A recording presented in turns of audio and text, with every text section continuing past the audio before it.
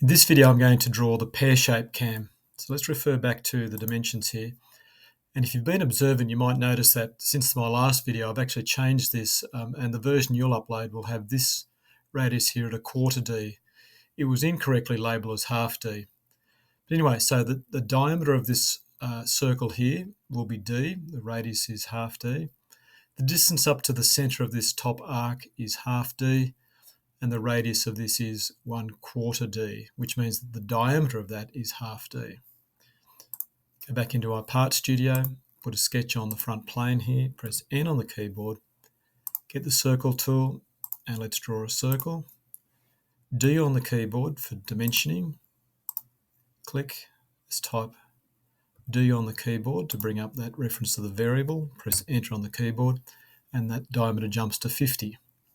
I'm going to get my line tool and turn that into a construction line. I'm going to draw a line up here. I'm going to go past the circle, even though it's meant to be on the edge of the circle there. I don't want it to be linked to the diameter of that circle necessarily. Right click and escape out of line. D on the keyboard. Click, drag across. This is D. Click on D /2 divided by 2. Press Enter. My circle tool, and by the way, you can press circle C on the keyboard to go in and out of circle. Click on the line, click D on the keyboard for dimensioning, click. This is D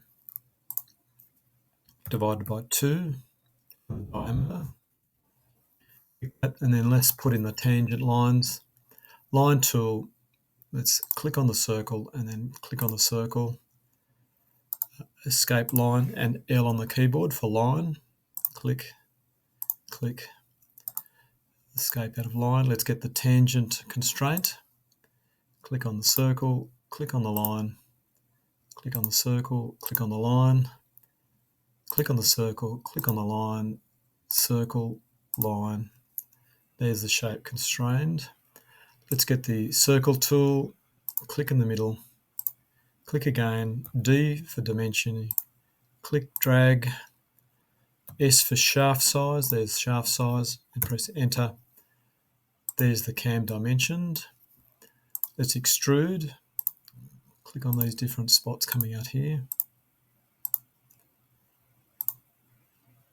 There's everything selected, 12 for the thickness, click the tick, and there are my cams drawn. Now, you notice here, if I double click on my dimension here and change that to 40,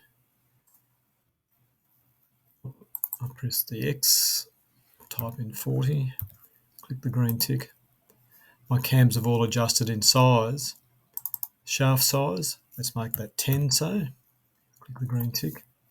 Notice that all of those sizes have changed. Now, the disadvantage of doing all of these cams with the one variable is if you want to make changes just to one cam, then you're going to change the size of the others. And what you might consider when you're doing this exercise